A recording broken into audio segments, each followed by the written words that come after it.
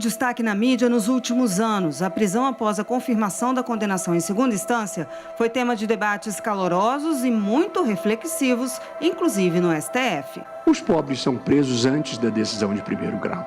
Os pobres são presos em flagrante e lá permanecem até a condenação final.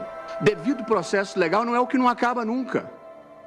E garantido não significa que ninguém nunca é punido por coisa nenhuma, não importa o que tenha feito. Portanto, com todas as vênias de quem pensa diferente, eu considero uma leitura equivocada da Constituição interpretar essas normas como significando que somente se pode prender alguém depois do trânsito em julgado.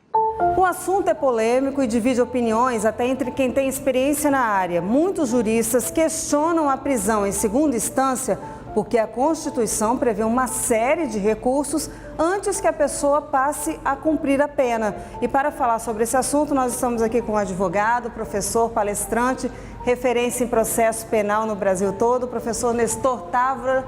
Professor, qual a opinião do senhor? Bem, Marcele, a situação é hoje gravíssima num país que tem uma das 4 maiores populações carcerárias do mundo.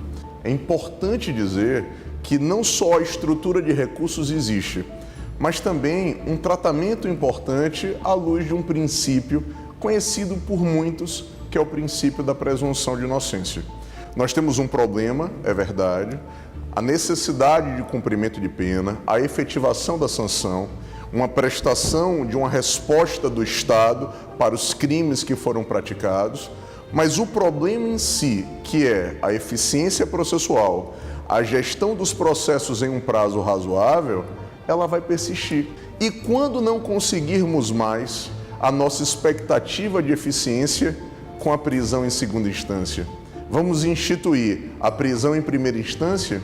Ou então vamos banalizar o cumprimento de pena sem julgamento? Vejam que isso é muito perigoso. Um questionamento feito por boa parte da sociedade é sobre o uso de recursos para adiar o cumprimento da pena, enquanto que os menos favorecidos não possuem condições de chegar até os tribunais superiores. É verdade que aqueles que não têm um bom advogado ou não conseguem uma assistência na Defensoria Pública acabam, sim, se submetendo muitas vezes a uma prisão antecipada, acabam se submetendo a uma situação jurídica mais gravosa, mas isso não é, obviamente, um elemento que nós precisamos considerar como um elemento de aceitação. Nós precisamos imaginar que essas pessoas têm os mesmos direitos daquelas outras pessoas que têm condição financeira. O ideal é termos um sistema que seja um sistema justo, equalitário.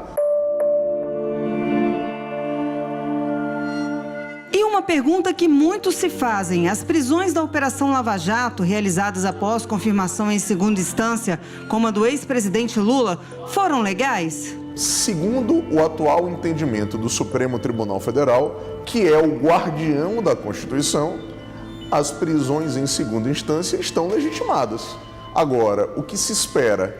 Que o próprio Supremo Tribunal Federal, num futuro próximo, revisite a questão. A reinterpretação do comando constitucional ou a reinterpretação de uma lei federal naturalmente pode interferir no teor daquela condenação. E se a condenação violou a lei ou violou a própria Constituição, aquela decisão precisa ser revista. E enquanto a decisão não se estabilizar, enquanto a decisão não for definitiva, existe uma regra de tratamento. E a regra de tratamento é pautada na presunção de inocência.